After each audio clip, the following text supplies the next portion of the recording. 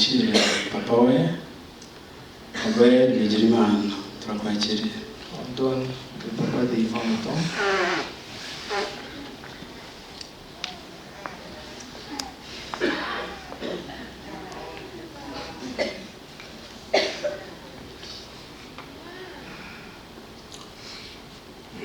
Yesu ashimwe. Amen.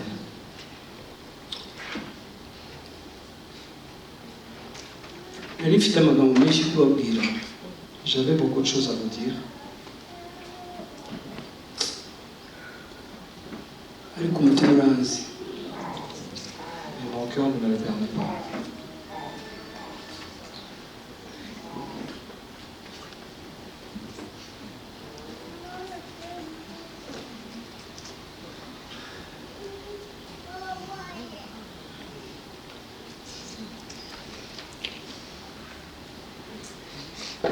Sinzi uko nahera ku mateka ya Yvan.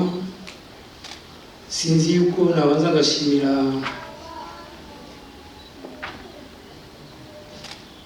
abamfashije. Je ne sais pas là où commencer. Peut-être l'histoire de Yvan ou ceux qui ont été avec moi. Ariko reka mbanze mvuga amateka. Mais permettez-moi de vous parler un peu de son histoire. Nabona yavuze turi mu Bubiligi, iri muri YouTube. J'ai parlé de ça en Belgique. Numva yuko biri muri YouTube. Je pense qu'on a enregistré ça et c'est sur YouTube. Nabyaye Yvan mfite imyaka 30. J'ai eu Yvan quand j'avais mes 30 ans. J'étais jeune. Nari nkiri muto. Bya bindi iyo mateka twagenderaga kiriya gihe. Selon l'histoire de ces temps. Mubyara muri circonstance ndashobora kuvugira nga uko benshi babizi. Je l'ai eu dans des circonstances que la plupart des gens connaissent. Maze kumenya yuko nyina wa Yvan atwite. Quand j'ai su que sa maman était enceinte de lui, nyina yaragize couper contact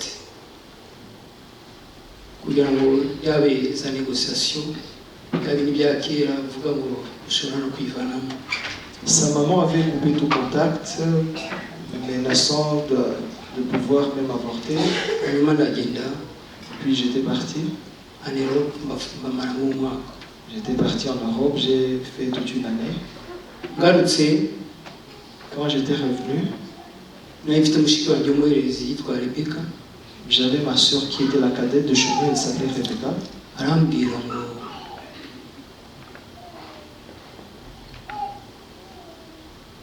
ikintu ndashaka kuvuga ariko ndavuga arambwira ngo amunda atwaye inda yawe urayifite kandi yarabyaye. C'est quelque chose que je ne voulais pas dire, mais elle m'avait dit, la maman qui avait conçu Yvan, elle a accouché. Kandi umwana ni uwawe. Et cet enfant, il t'appartient. Sindamubona ariko ni uwawe. Je ne l'ai pas encore vu, mais c'est ton enfant.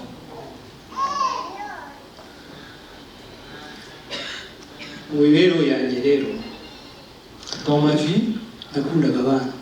j'aimais beaucoup les enfants. Nawe namubyara uwo ari we wese amaraso yanjye. Pour moi, si c'est mon sang, nagombaga kumenya aho ari barekipera umwana. je devrais savoir là où était l'enfant et récupérer l'enfant.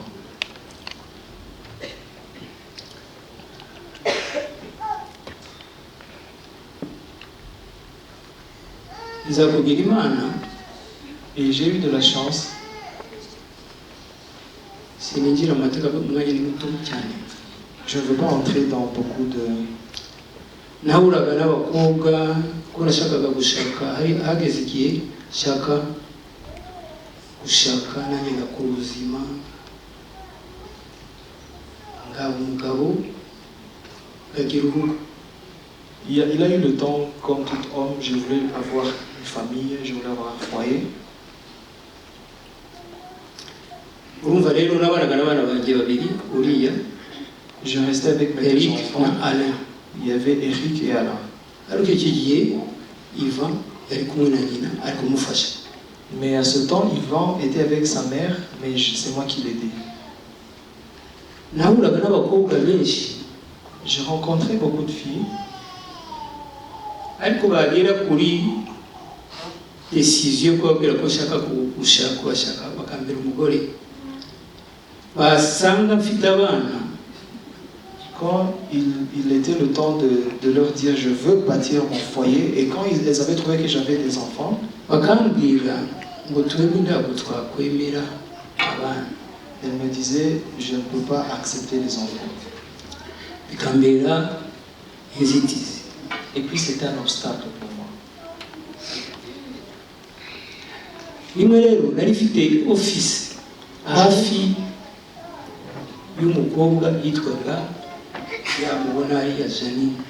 Un jour j'avais un bureau hafi yaho Janine yakoraga stage. tout près de là où Janine travaillait, faisait son stage. Murebye ndamukunda. Quand je l'avais regardé, je l'avais aimé.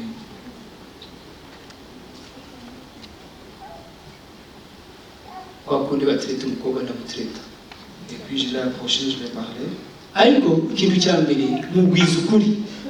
Mais la première chose, je l'avais directement dit. Ndamubwira yewe nta mugore mfite ariko mfite abana. J'ai dit, je ne suis pas marié, je n'ai pas une femme, mais j'ai Kandi des enfants. kandi ndakunda abana. Et j'aime bien les enfants.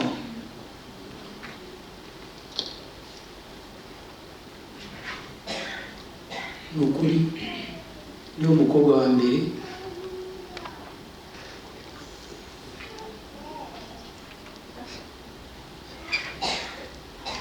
nabonye ko afite urukundo rudasanzwe. Et c'était la première fille que j'avais remarqué qui avait. Nari mfite Eric twakundana cyane niwe kari gakuru. J'avais Eric, c'était mon fils aîné. C'était le... Nako kari akantu kadakunda kumbonana n'abakobwa. Et puis il ne voulait pas dans son enfance me voir avec les femmes, les filles. Kuko kari gato. Et il était encore trop petit comme ça. Hanyuma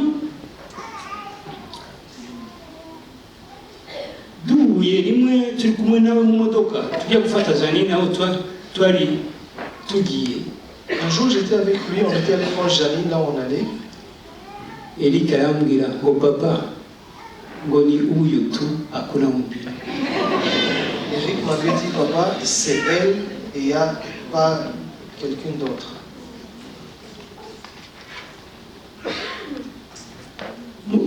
Ari nawe ubonye ngo bakurikirana aravuga papa ni uyu tutamuwacha tena si tumubiza tukubwire uramudusigira kwanza turamugumana. Quand j'étais aussi Urumva iyo ni réponse yanjye avec son petit frère, lui aussi il avait confirmé la même chose. ubonye byatinze turabana umugore turakora byose arera abana. Et puis après ça on s'était mariés et puis elle a pris charge des enfants. Hashize igihe rimwe asanga mu cyumba c'était un dimanche. Après un certain moment, c'était un dimanche, arambwira se elle était venue dans la chambre. kubera iki umeze nk'umuntu utishimiye utekereza cyane. Elle a dit pourquoi tu n'es pas très content, tu réfléchis beaucoup. kuko uriya Iva sinashakaga umumuzanira gutyo bitabaye kumutegura neza. Parce qu'avec Yvon, je ne voulais pas juste l'amener à la maison sans pour autant préparer Janine. Hanyuma namushubije ikintu kimwe gusa. Et puis je lui ai répondu, j'ai dit, ndabwira ndaryama ahangaha ngasinzira atekereza ngabona ko bariya abana bari bararya beefsteak omelette akaba n'undi mwana ari hariya we adafite accès muri ibi. Et puis j'ai répondu, quand je dors ici dans cette maison, je vois les enfants, ils mangent bien, mais il y a un autre enfant qui est ailleurs, qui n'a pas accès à ces choses. Ntabwo yatinze. Elle avait pris beaucoup de temps. Robert, genda uzane umwana wawe. Elle m'a dit, Robert, va amener ton fils. Ariko nagiye ndazana umwana wa Muslim. Le même jour, je suis allé, j'ai ramené l'enfant. Ngo mbona bamwe bigaga muri ya Colombier we yari muri situation itari nk'abandi. Janine atamushyira muri la Colombier amurera nk'uko yareraga abandi yabatwaraga ku ishuri mu gitondo saa sita akajya kubafata kuko namugishije imodoka muri sibira arayimenya. Saa munani akabasubiza ku ishuri, 17h akabasubiza ku ishuri. Janine avait amené l'enfant à la maison et elle avait pris soin de l'enfant. Et puis c'est elle qui prenait soin de l'enfant au niveau des études et tout ce qui va avec.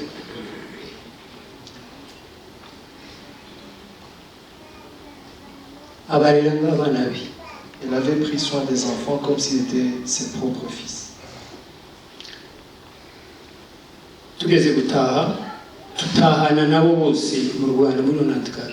Quand il s'agissait de rentrer en 1994, on était rentré avec tous les enfants. Elle les a amenés dans la colombière à Kigali.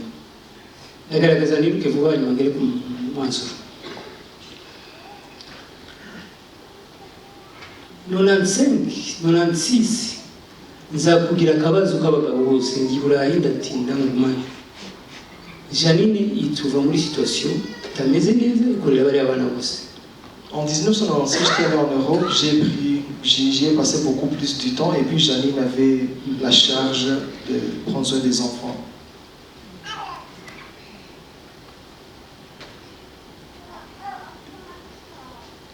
Bamwe bagenda kubanyina babo.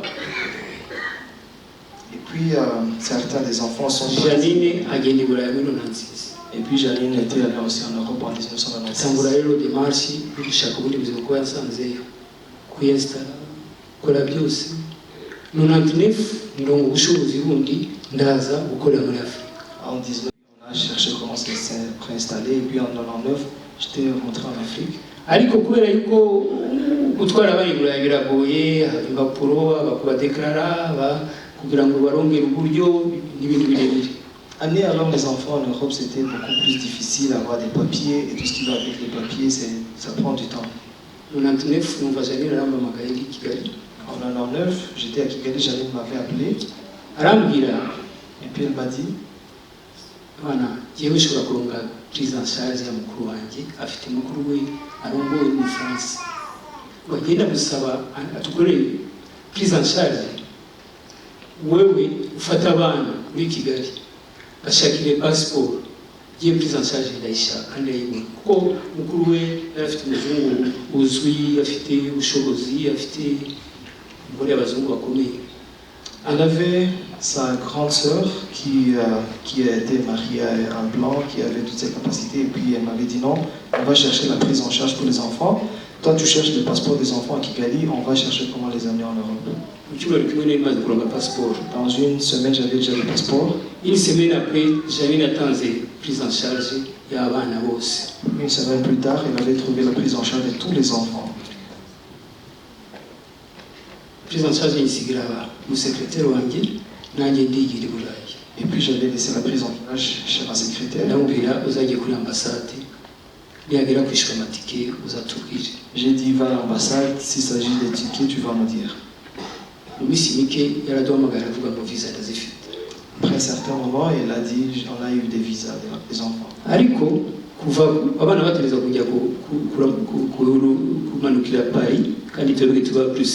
Et puis les enfants devaient être à Paris, nous on était à Bruxelles.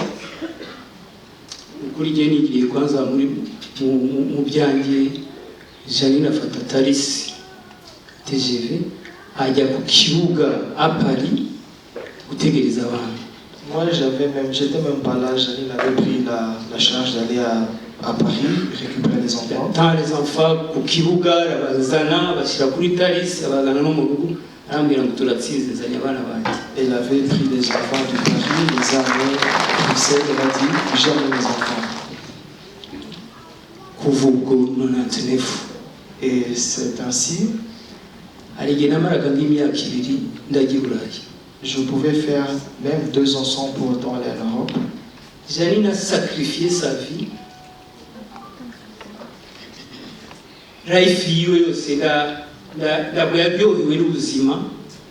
Janine yatanze ubuzima bwe, elle n'avait pas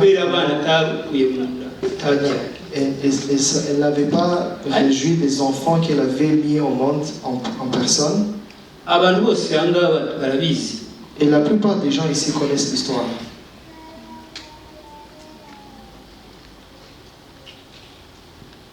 aza kugira n'ikibazo gikomeye ku bana. Et là, il y Sinzi a igituma bahera batakivuze. un autre problème sur les enfants. Afata uyu Ivan Elle avait pris Yvan, amwitaho gusumba abandi ariko bwose yarabitaho, ariko kubera ko kari gafite amagara make, gafite umwuka muke, karya ibindi abandi kari kagakunda imvange, agera hamwe agasinuma imvange. elle avait Yategereza kugakora ibintu special, katinda ku ishuri agata umutwe. Elle avait pris le temps spécial pour Yvan parce qu'il n'était pas comme tout autre enfant à la maison. Il avait eu des problèmes à l'enfance et il ne mangeait pas comme tout autre enfant. Et puis même quand il était encore à l'école, c'est elle qui prenait le soin d'aller le voir parce qu'elle ne se sentait pas à l'aise avec Yvan à l'école encore. Et Yvan était toujours malade et c'est Janine qui l'amenait toujours à l'hôpital.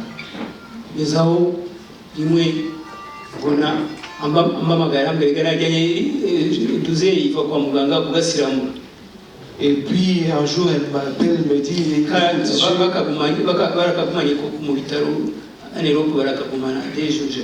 j'ai amené Yvan pour la circoncision et puis c'était quelque chose de 2 jours à l'hôpital.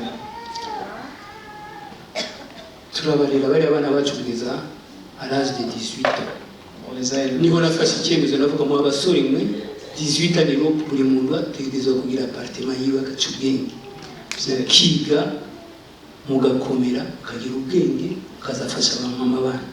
C'était à l'âge de 18 ans que j'ai dit aux garçons, je les ai dit écoutez, il est temps que vous quittiez la maison, bien que vous réfléchissiez comment faire votre vie. Il va gagner un appartement à quelques mètres pas loin de la maison. Yvan avait pris l'appartement pas très loin de la maison. Aiko, tous les jours, il était chez nous, à la maison. Buri munsi akaza mu rugo, on partageait, on mangeait et puis c'est comme ça comment il a évolué. Yagiye akura rero Ivan afite ni caractère idasanzwe mu bana bavukiye babaye Burayi, bigiye Burayi, babaye mu Burayi. Nta comportement ni y'umwana w'Iburayi Ivan yari afite. Il avait grandi avec un caractère, il n'avait pas de comportement de ces enfants qui grandissent en Europe. Dufite abana b'abakobwa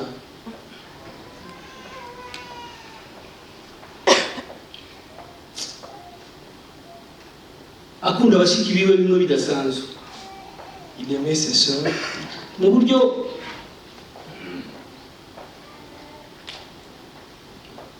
bwa mbere kwanza abakobwa baraje bafite umwe afite nga 7 ans ou 8 ans. L'une des filles était venue ici à Kigali faire la vie à Kigali à l'âge de 8 ans. No musi yagiye kwa mukecuru wanjye akiriho ahuriraho n'umuntu umumama yumva bamwita mama Ivan. Elle avait rencontré une maman qu'on appelait maman Yvan chez ma mère. Agarutse arambaza papa ko nabonye kwa grand-mère bita mama Ivan, est-ce que urashobora kusobanurira? Et puis quand il était rentré, nibwo bwa mbere abana bamenye ko badasangiye nyina. Et puis quand il était kubera ko kantu gusaba uyo mukuru yasanze kuri grand-mère. Quand il était rentré à la maison, il m'a dit, papa, j'ai rencontré une maman chez ma grand-mère qu'on appelle maman Yvan. Est-ce que tu peux nous dire exactement c'est quoi? Et c'était la première fois que mes enfants avaient remarqué qu'ils n'avaient pas tous les mêmes mamans.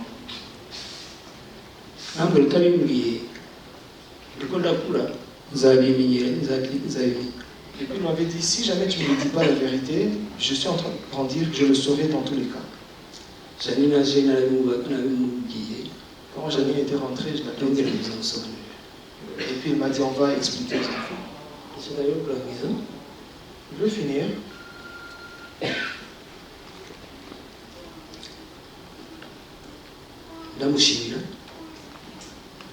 Lui remercions. Remercions Janine, c'est sûr. Mon épouse. Je veux la chimira. Maman Ivan, kuko nawe amubyaye. Et aussi je remercie maman Yvan en tant que sa mère biologique. N'ejo umunsi turangiza buca turangiza kiriyo à Bruxelles. Et hier, avant la clôture de 2 à Bruxelles, nahuye n'umukobwa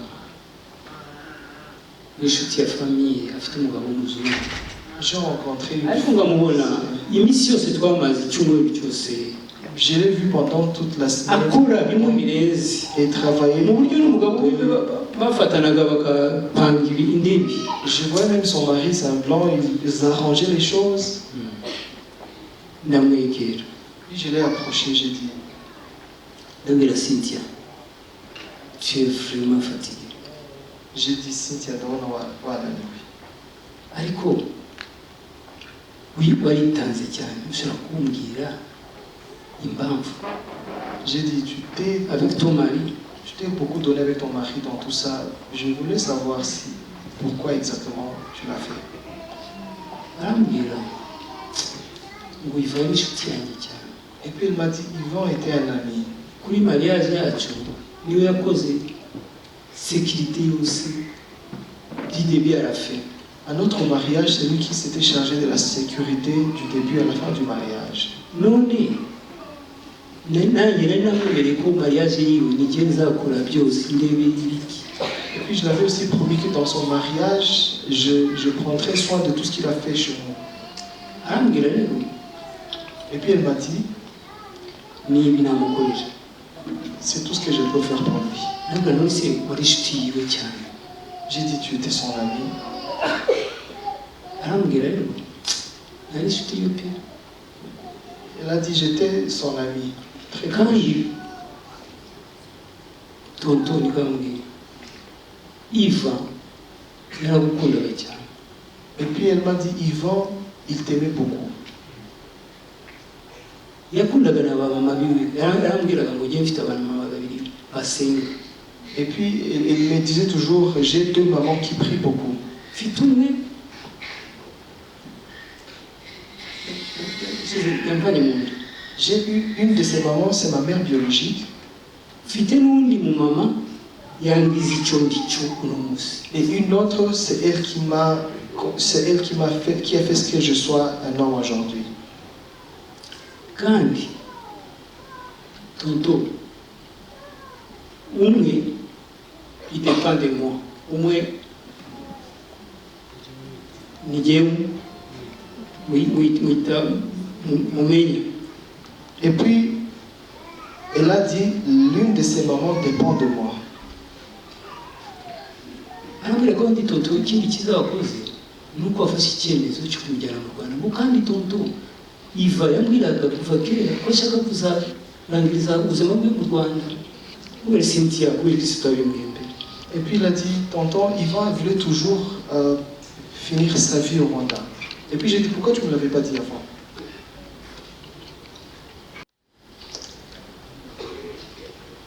ayo n'amateka ya Iva. Tout ça, ça fait partie de l'histoire de Yvan. entretien ya Iva twakoze mwese muramuzi. ni umwana yubaha, umwana responsable, umwana twabonye yari umufashanya tukora amanama menshi tubona ko ni umwana dushobora kusigira ubutware kuko ashobora kumenya bashikiwe, ashobora kuza kumenya wowe. ndabivuga n'ukuri. Yvan, c'était un enfant qu'on avait pensé à donner toutes les responsabilités. kuko namugerageje kenshi. Je l'avais beaucoup mis en épreuve, beaucoup de... mwebwe murabizi rimwe yigeze kuza nga muri Décembre. Il était venu un jour en décembre azananye n'inshuti ziwe. et il était venu avec ses amis. aje kwishimisha. Il était venu juste en vacances. bamaze numva no mu maprograme mu rugo ku matelefone byose kuri babipanga. Je suivais les activités au téléphone, à la maison. namubwiye ijambo rimwe gusa. Je l'avais dit une seule chose. Iva ibyo wikora byose J'ai dit, va turajya muri veille. dans tout ce que tu fais, niwagera ine niwashaka je vais te déposer aho ugiye. on va aller à la bari bakoze ikintu cyawo cya veille. On va aller ensemble à la veille de prière et puis niwa mwana atadisitaga. C'est un enfant qui était très obéissant, il ne discutait pas. akundi Il a dit, tugende twisubirizanye umwaka mwiza hanyuma utware udepoze. on va finir ensemble l'année et puis tu vas aller nous déposer. benshi baramubonye angana nicara ngaha we yicara hariya bamushyikiriza nyuma ariko bintu igeze araza nshakisha ko nagisinzi aho yicaye araza arambonera asubita. On était ensemble ici le 31 décembre à la veille de la nouvelle année et il était derrière et puis après 1h du matin il est venu, on s'est salué et puis il était parti. Muri septembre En septembre, niho namagaye Ivan ndamubwira ndagushaka. je l'avais appelé, j'ai dit, j'ai besoin de toi. uti turashaka kuganira n'abagabo. Je veux qu'on se parle en tant qu'homme. Sinzi ari umuyobozi ari ngaha dufite ibyo dukorana ibintu bikomeye. Il y a un homme qu'on travaille ensemble, Je je pense pense, qu'il est ici. niwe twamuhamagaye On l'avait appelé, tugenda kuri Milikoline on était allé à l'hôtel de Ville-Colline tumuha gahunda zanjye zose et puis on l'avait donné, je l'avais donné tout mon plan. musaba yuko bitarenga muri Decembre atarashaka. Umwaka ukurikira agomba gutaha akamanaginga ibyo twari tumvikanye. Bishobora tumubwira mbere yo kuza hazaba za condition zizaba zujujwe ziguprotetinga mu buryo uziyumva uri confortable. On avait fait asseoir et puis on avait donné tout le plan, lui demandant que d'ici septembre, décembre, il doit rentrer et puis sur certaines conditions qui le protègent. Tuvuye aho ngaho turumvikana. Et puis on avait tout fini, on avait parlé sur ces choses. Ngira ikurikira uhura n'umu assistant wanjye afite amabanga yanjye. Et puis il avait rencontré aussi le garçon de ma soeur. Mon assistant wanjye ari ngaha, c'est mon assistant. Et mon assistant, il est aussi ici. Il a tout ibintu byanjye byose amabanga yanjye yose. il a tout ce que je fais. Il a tout le- bakorana n'iminsi itatu. Et puis ils avaient fait ensemble 3 jours.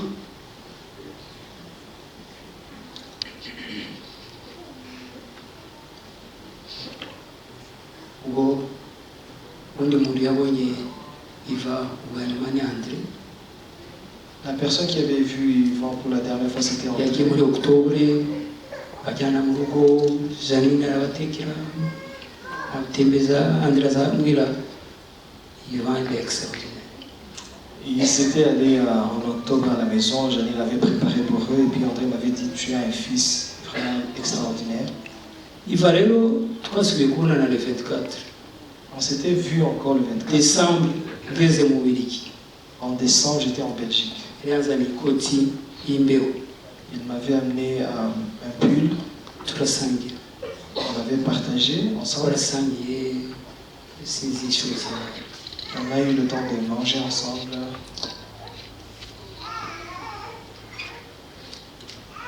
Rimwe iva nashatse kuva i Bruxelles le 21 janvier, non le 23 janvier niyo tike yanjye yategeza kugaruka mu Rwanda. Je voulais quitter la Belgique le 23 janvier, c'est là où j'avais mon billet. ariko le 21 numva umutima uranze, Mais le 21, mon cœur m'avait... numva ndashaka gutaha, Je ne voulais pas rentrer. numva nshaka kuguma mu nzu sinzi impamvu. Je voulais rester à la na maison. Janine ntiyambajije impamvu. Et Janine ne m'avait même pas posé la question pourquoi. Le 21 mpamagara umusita wanjye ari ngaha Et puis j'avais appelé mon assistant qui était là. ndamubwira ibyo nari gukora Kigali ndi wabikora njye ngiruhukira J'ai dit, tu ne peux pas faire ce que je devais faire à Kigali, je veux me reposer un peu. parce que numva ndashaka kwiruhukira. Je pensais que je voulais me reposer un peu. arambwira rero genda urigiye kuri Rwanda Air uhindura itike yewe shiraho ukwezi nzakubwira s'il faut payer les amendes je vais payer les amendes. Il m'avait dit non, tu peux aller au Rwandair, tu peux changer le billet, on peut même payer les amendes s'il le faut. abikora gutyo arayinyoherereza. Et puis il m'avait envoyé un autre billet. Le même jour, le 23, que je devais rentrer. Mais au Moussiniene, tariki makumyabiri na zitatu ushaka nari gutaha. Le 23, là où je devais rentrer, Ivarambamagara arambaza papa uri mu rugo ndamubwira ndi mu rugo. Yvan m'avait appelé me demander si j'étais à la maison. Ageze ikintu cya mbere turaganira cyangwa ariko papa abwo turi kumwe twicaranye na mama Janine. J'étais avec Janine. Arambwira ngo nariko ndataha mvuye ku kazi muri metro nagwa hasi ndiyevalusa nzarani puro baraniyanima bajyana ambulance ijyana ku bitaro ndarayo. Il m'a dit, quand j'ai rentré, j'ai quitté le métro, je me suis évanoui, je suis tombé par terre et puis on m'a amené à l'hôpital. Et tout à coup, soudainement, on s'est posé la question, comment est-ce que tu étais tombé? C'est pas possible, il y a quelque chose. Il va c'est qu'il y a quelque chose d'anormal. Si tu es tombé comme ça, il y a quelque chose qui ne va pas.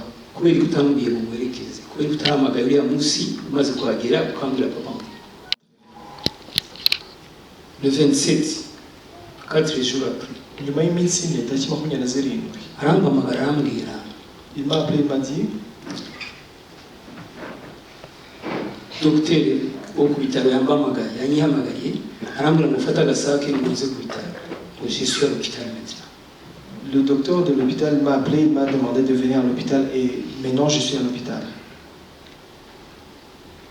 Twaciye twiruka jye na mama Janine. Et puis on est allé à l'hôpital directement. Ni contrôle ariko aradukorera gusa ariko ambiko ndi barangiza ama examen barambwira ibyo ari byo ariko ifu barashaka ko ngumanga ariko byukuri umwana atarembye.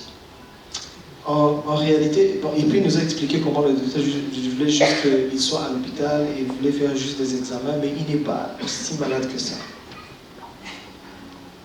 Abwira mama we mutegera gatoki n'ubwishaza kugeza ashobora byo mu bitaro ndabashobora. Et puis il avait demandé à sa maman de lui préparer igitoki n'amashaza. Ça, c'est jeudi. Harabizane tuzabimuzanye kuwa kane. Hari kuwa kane, et puis il a dit tu vas amener ça le jeudi. 28 ou le 29. Mama Janine arabitegura ariko papa niwe abizana kubera ko gihe l'après-midi nzakora. Et puis j'ai dit l'après-midi je serai au boulot, c'est maman Jeannette qui va amener ça à la maison. Janine. Je vais préparer. Nigera bitwaye turagumana encore amasaha menshi kugera 18h ndataha ariko tuganira tutera plan. Mushuti wiwe kundana cyane araza turaganira. Et puis j'étais avec son ami, on causait, on faisait des plans à l'hôpital. Maman Janine aramamagara urashaka ko ukorera ikisho. Maman Janine l'avait appelé, il a dit je veux que je fasse quoi pour toi demain. Yakundaga yavuga ngo nkore potage toi potio sérieux. Il a sa façon de voulait un potage. Ngo Janine yari yaranje aravuga ngo munabuza gukora ndabikora hanyuma tumujyanire. Janine avait pris congé ce jour, il avait dit je ne vais pas aller au boulot, on va faire un potage et puis on va amener ça. Ça c'est pense c'est vendredi soir, vendredi après-midi. Nifite akanama ahantu hamwe ndababwira ndaza kubasanga mu bitaro, nza kujya ku bitaro basanga bari mu bitaro nakandi gakuba kagaherezi kacu bitwaje ngo yari bigeze kuwa gatanu nimugoroba et j'avais un rendez-vous au boulot et puis après le boulot je suis rentré à l'hôpital avec notre fille cadette. Janine mu potage musengera turaganira gezaho Joana aba triste arabwira Joana watashe ko ujivuye ku ishuri gutaha ujye quelque chose et toi tu peux rentrer. Puis Janine avait pris le temps de prier pour lui et puis Joana était triste jusqu'à ce qu'il a dit à Joana rentre à la maison, tu viens de l'école, tu peux aller te reposer à la maison. Abwira mushiki we Joana rentre, tu as peur, tu crois que je vais mourir? Je ne peux pas mourir. Et puis il a dit à sa soeur taha tuko konshora gupfa ntago nshobora gupfa. Ugenda undi aramubwira ngo ya urategereje papa kuko yari amaze kumva ku telefone bamagaye mama mbubwira ko nje ndi mu nzira. Et puis la fille, la cadette, elle a dit non, j'attends papa, parce qu'elle avait déjà su que j'étais en route venant à l'hôpital.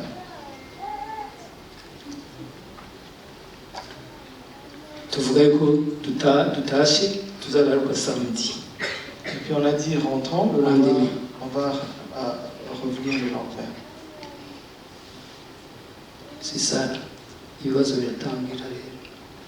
Et puis là, c'est là que les problèmes ont Yewe commencé. ndi mu nzira ndamubwira madame Quand on était en route, j'ai dit à ma femme, j'ai dit, nabonye ikintu cy'ubwoba ku muhungu wanjye j'ai vu quelque chose de peur sur mon fils. ariko nta kintu ashaka kumbwira. Il y a quelque chose qu'il voulait me dire. ariko c'est samedi demain ntabwo nabona abaganga ariko nindi je vais faire tout kuvugana n'umuganga. Ndashaka yuko kuwa gatandatu ejo on va parler au médecin none lundi.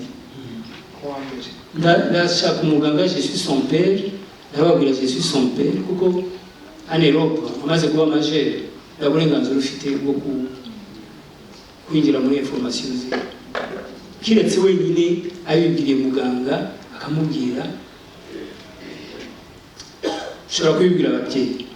En Europe, quand un enfant est déjà majeur, on n'a pas beaucoup d'accès sur lui. À moins que l'enfant se décide de dire non, je vais voir mes parents, je vais lui dire A, B, C, D, E.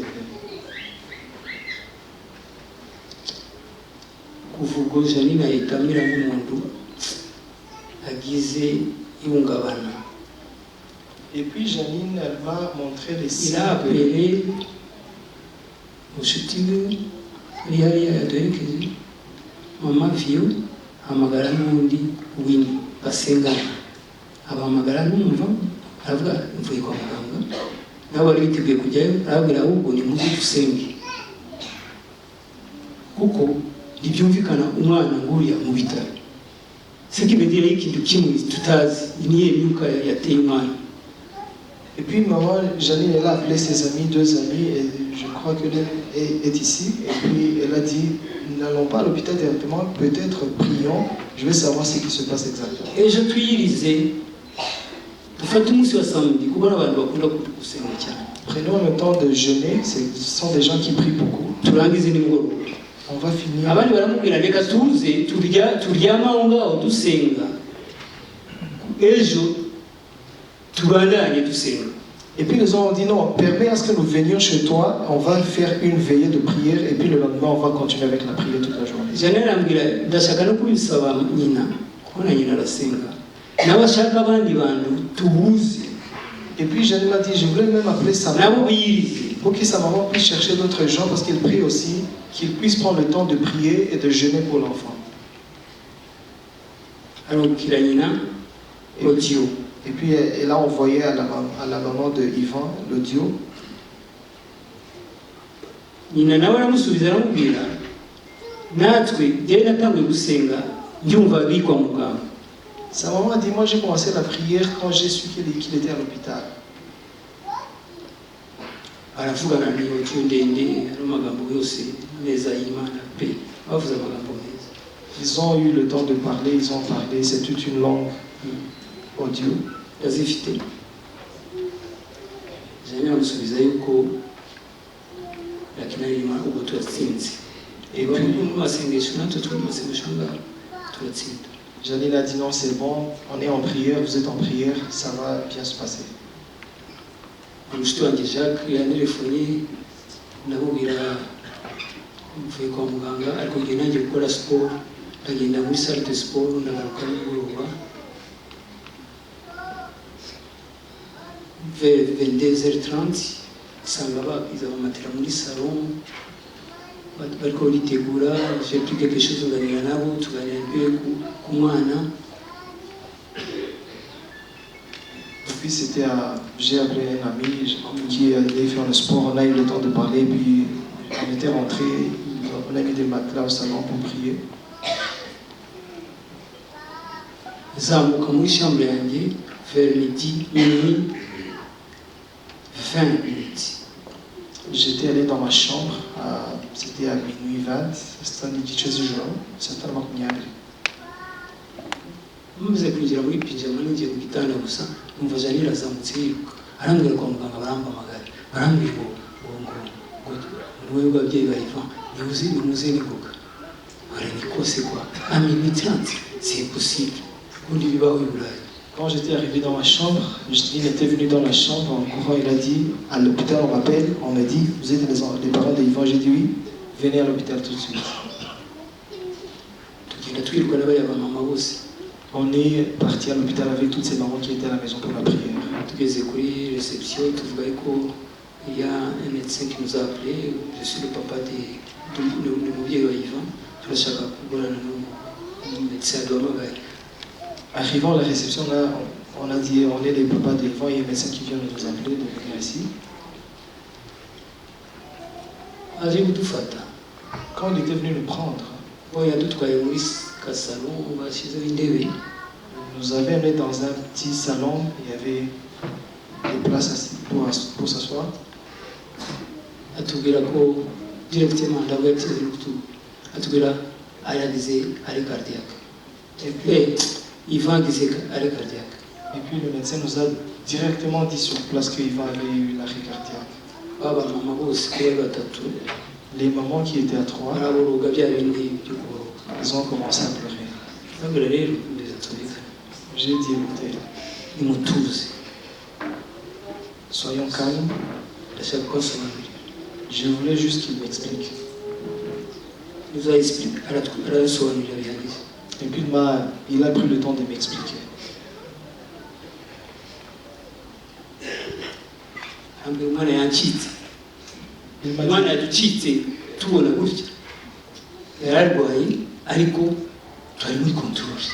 m'a dit l'enfant nous a échappé. On faisait le contrôle, mais il nous a échappé comme ça.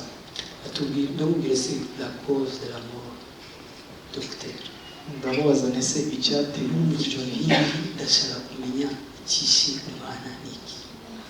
Puis j'ai dit, je voulais juste savoir c'est quoi exactement la cause de cette mort.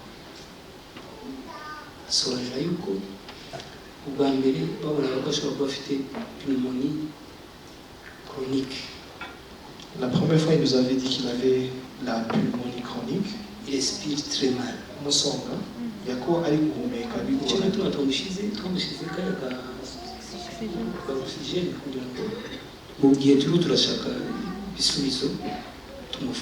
C'est pourquoi on avait mis l'oxygène juste au cas où on cherchait la solution pour le problème. Mais en réalité, la question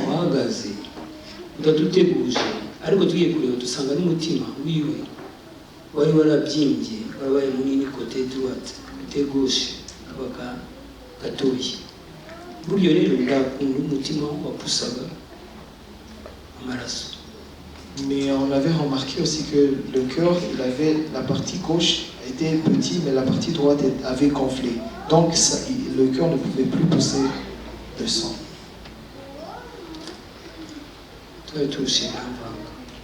On était fatigué, j'étais confus. Je suis rentré vendredi à 2h du matin. Naratashye kuwa gatanu saa 8 z'ijoro.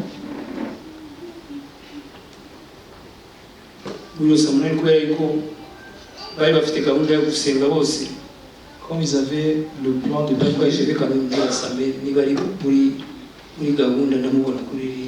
comme ils avaient le plan de prier avec sa maman ici, et puis si jamais sa maman est en train de prier, je vais la retrouver sur la ligne. Et puis j'avais dit, j'ai dit sois forte, l'enfant il est parti.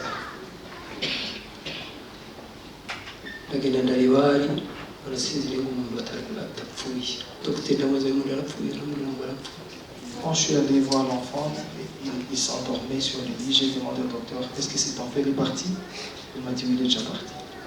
Samedi, le lendemain, j'ai pris son téléphone. Une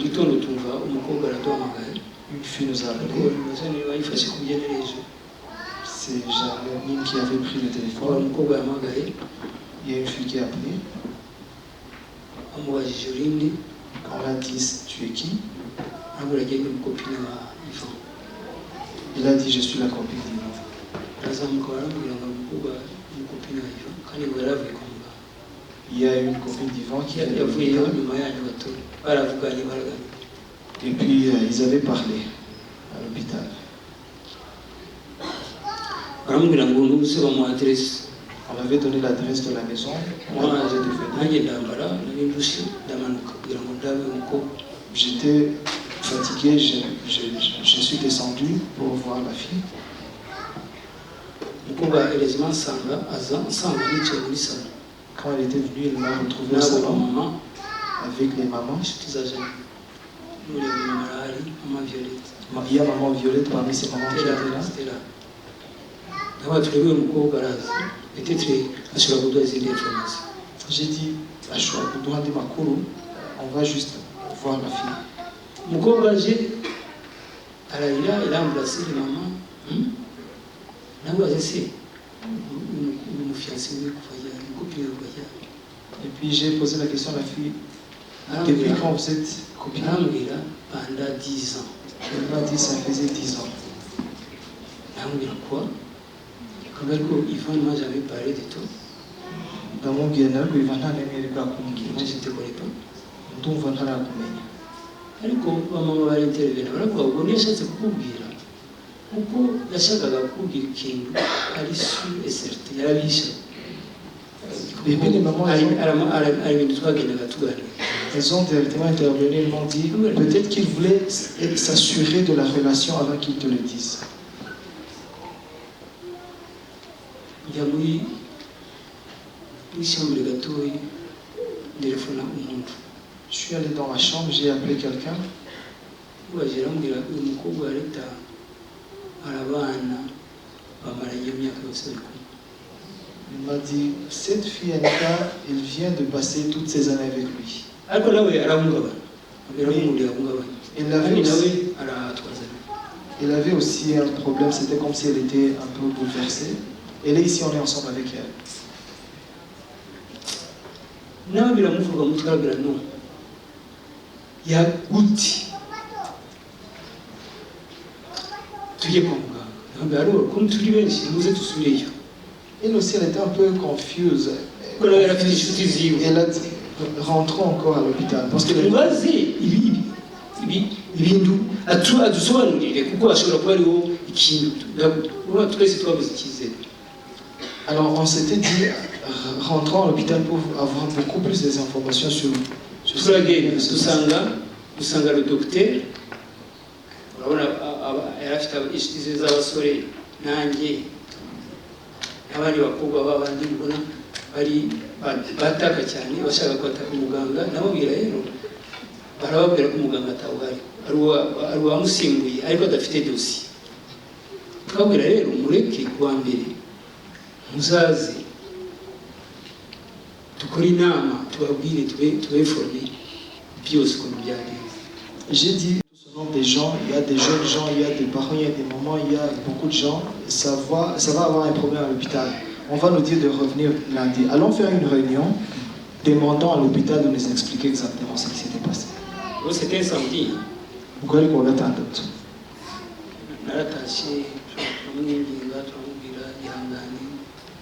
Je te comprends, wagize choke, wabuze umukozi wawe, mwari ufite gahunda, atubwira rero gahunda zose bari bafite. Et puis quand on était rentré, c'était samedi, j'ai dit à la fille, écoute, sois très forte, tu as perdu un ami, vous aviez des plans. Et c'est là qu'ils nous avaient expliqué exactement c'était quoi le plan qu'ils avaient ensemble. ariko subi inyuma le même vendredi ngiye kumureba mu bitaro yambwiye ngo mu médecin traitant yambamagara hari mu médecin traitant ni umuzungu yabavuye bakigera i Burayi kuko i Burayi uba ufite umu médecin traitant wa famille niba bafite dossier zanyu kwa muri abana akamenya iby'umurwayi akamenya.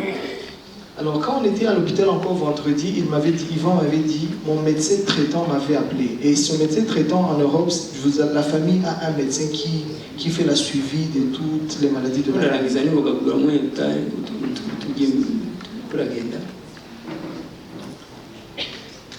nga uriya mukobwa amubwira yuko médecin traitant we witwa Fob tumuha adresse tumuha contact zabo Et puis on a donné à la fille les contacts du médecin traitant.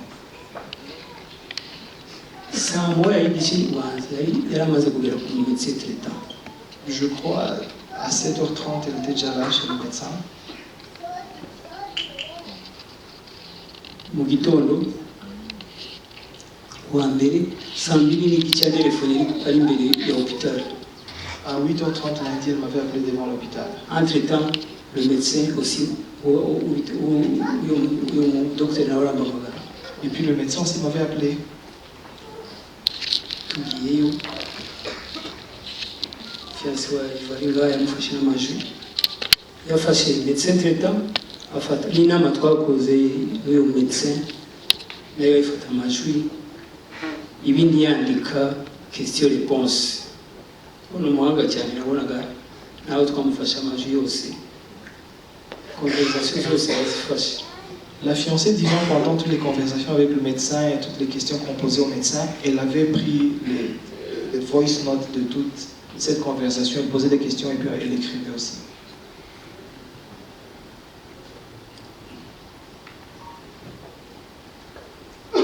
Alors là, peut-être nawe yashobora kugira icyo azasobanura akaba abantu bakavamo urujijo kubona umwana yapfuye gute. Elle est aussi ici, elle aura peut-être le temps de... Nshaka kubabwira kuko hari abantu batwara amakuru bagahimba amakuru bagasibya abantu bagashakisha kwitesha agaciro bakavuga yuko umwana ashobora kuba yarishwe akicwa n'ababyeyi be kugira ngo bazabone amafaranga kandi by'ukuri na fiancé wiwe ari niwe afite amabanga ya Ivan. Umwana adafite assurance no kuzanga ndana assurance nimwe twakoresheje kuko nda kintu na kimwe afite ndanzu nda kintu rien d'assurance kuvuga ngo naho yaba yarayifite assurance kugira ngo ufate assurance wandika umuntu azagusimbura azafata amafaranga kandi ivanda bari kuyandika kuri jewe iza kuba ihari ari kuyandika kuri nyina. En fait, nous parlons de tout ça parce qu'il y a de ces gens qui interprètent mal les informations, disant que l'enfant est mort à cause de ça. cyane kubona narafashe umwana kagenda kumukura umushiha ngendera muri Mercedes njyama ku gitanda najyamye ku gitanda cy'ibiti hanyuma n'umusi ngamuvana aho ngaho ngemera icyo gisebo ngamugeza i Burayi ngamubwira umugabo hanyuma ngamwicura umusi kandi mukene.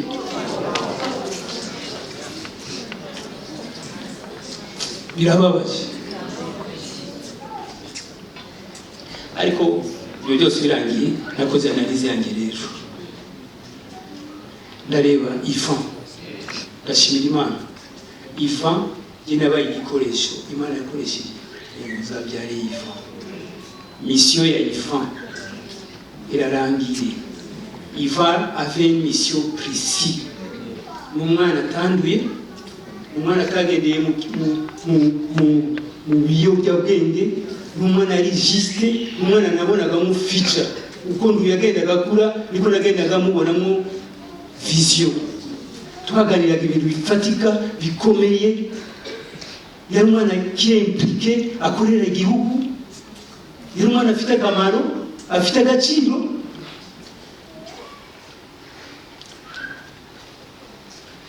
Reka nshimire ndashimira l'équipe yose yafashije Bruxelles. Je remercie l'équipe qui nous a aidés à Bruxelles. Franchement, abana di Bruxelles baramfashije. Les enfants de Bruxelles m'ont barwanye muri ibi cyari kibi kinini cyatugoye. C'était un moment très lourd pour nous. Mbego c'est dur ariko arambwiye muze icyarariye. C'était très dur. Tugushaka no muri committee. Twebwe tuzahora tukubwira turukeneye. Nous allons te dire quand on a besoin de toi. Repose-toi bien. Et je remercie aussi mon pasteur.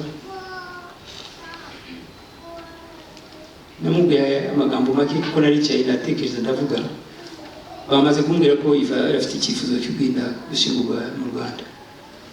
Yewe sinshobora gusubira gushyingura undi mwana wanjye en Belgique ko namushyinguye imbere, ubundi w'ifura yacu umukobwa sinshaka ko ubundi tumushyingura ahangaha agomba ibi byose mbona izi preparation zose narebye mu rubuga sanga bandika ko umushumba wanjye yishyuye tombe, yishyuye byose, yishyuye byose, yishyuye byose, yishyuye byose, nta kintu na kimwe bambajije, yishyuye na kimwe byakoze umushumba wanjye inshuti zanjye. En réalité, le pasteur avait pris soin de tous les détails et les dépenses qui vont avec cette cérémonie. Dans le groupe, je suivais toutes ces conversations. Elle avait pris soin de tout ce que vous voyez ici. Et je vous remercie beaucoup. Ndashima cyane cyane Maman Janine. Et je remercie aussi beaucoup plus Maman Janine. Byukuri Ivan yabyawe n'Mama Alexis baramubyaye pe umwana we kandi twamubwiye kandi Janine amugishaga gukunda nyina no kubwirira akamaro nyina. Janine avait toujours enseigné à Yvan d'aimer sa maman et de faire quelque chose pour sa mère. Ariko byukuri utakaje Janine aratakaje kuko niwe murezi. Mais niwazi feelings zuri umwana. Mais la réalité des choses est que c'est Janine qui l'avait élevé, qui niwe yamutwaye mu mbeho ku ishuri, niwe yamutwaye kwa muganga, niwe ntabwo yasimbura nyina ariko afite nawe ikintu. Janine ne peut pas remplacer sa maman, mais elle connaît beaucoup plus l'histoire de Yvan que sa maman. Ariko ndamushimira kuri iki gihe kwiyagana kuri babwira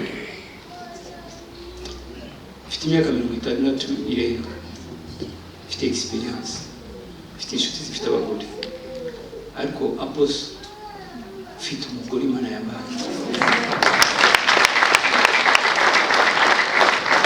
Niba ndi mu bagabo batatu bafite abagore beza yihangana ushobora kuba wa gatatu. S'il y a des hommes qui ont des femmes, vraiment des femmes, je suis parmi c'est très peu des hommes qui ont des femmes bien. Tayabana ni bakobwa muri risque ariko kaza akora ibintu tashobora kumva kuko nanjye simbyumva kuko nige byuko mu gitondo ngamubwira ariko madame Imana izagumugisha gutyo nyine niko mubwira. Il y a des moments je me réveille le matin, je dis écoute ma femme, que Dieu te bénisse en tout cas. Il y a de ces choses qu'elle fait que je comprends du tout. Pour moi, Yvan a fini sa mission. La Imana twebwe na nyina on était des instruments Imana yakoresheje. Moi et sa maman, on était juste des instruments que Dieu a umwana amaze imyaka 32 atamusi n'umwe urabona ikosa agakosa kangana gutya. Il a fait 30 donc ans. umuntu sans défaut. Je n'avais jamais remarqué même une erreur dans sa vie. Genda gusa ko mbuze kopi yanjye. J'ai perdu ma copie.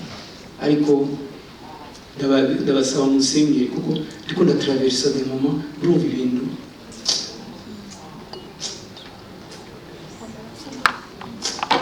ngabura ni réponse. Alors kukurangiza fiancé we bari ngaha iratu sinamusabye ikintu na kimwe na carte na identity n'urufunguzo rw'inzu ya Iva.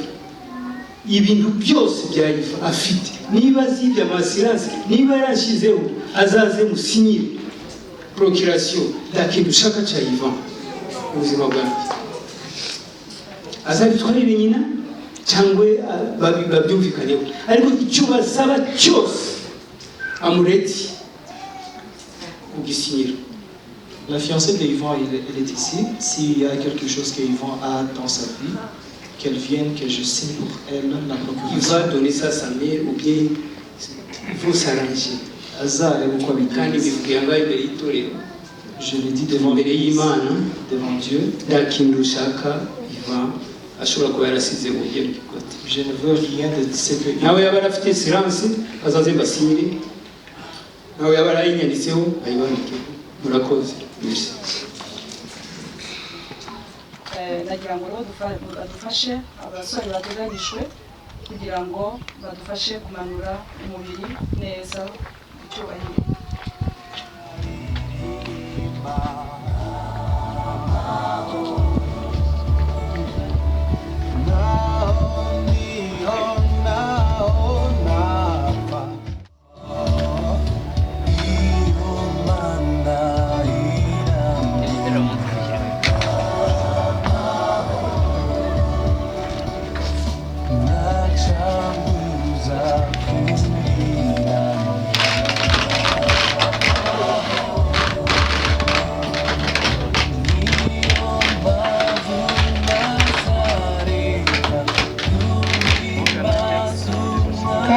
Se umwami wacu Yesu Kristo watanze Iva umutanga nk'impano y'umuryango. Yamaze kubyara Zabuloni yaravuze ngo Uwiteka umpaye impano nziza. Yari impano kuri uyu muryango, ariko mwami uberetse akanya, uberetse uburyo. Reka mwami Imana wowe ubwawe ukomeze ufate umuryango wese wakomeze. Ukuri tuzi neza yuko ari igitondo cy'umuzuko, ari umunsi umubabaro, urupfu ruzaneshwa. Warupfuwe, kunesha kwawe kuri hehe? Warupfuwe, ubushobozi bwawe buri hehe? Warupfuwe, kwivuga kwawe, kwiyemera kwawe hari igihe bitazagaragara. Hari igihe runaka mu imibabaro tutazagera n'ubwiza buri imbere ngo ni imibabaro. Ngo bakundwa ubu turi abana b'Imana, kandi uko tuzasa ntabwo birerekanwa, ariko niyerekanwa tuzasa nawe. Mwami turakomeza uyu muryango mu izina rya Yesu Kristo, amen.